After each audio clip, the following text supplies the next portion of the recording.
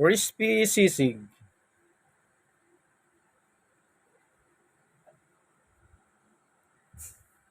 Maskara po ng baboy. Salang na natin. Pamintang buo. Asin.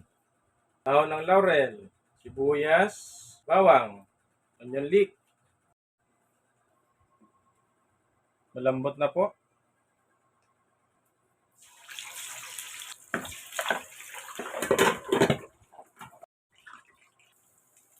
So, piprito pa natin ng pangalawa po. Second fry na natin tong nauna nating prinito kanina. Palulutungin na po natin to.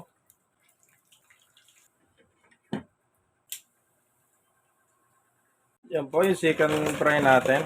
Malutong. Gagayatin ko na po ito. Kunting mantika po. Butter. Sibuyas.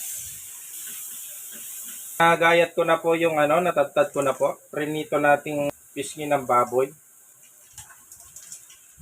Nor seasoning. Dato puti, soy sauce. Konti lang po. Itlog.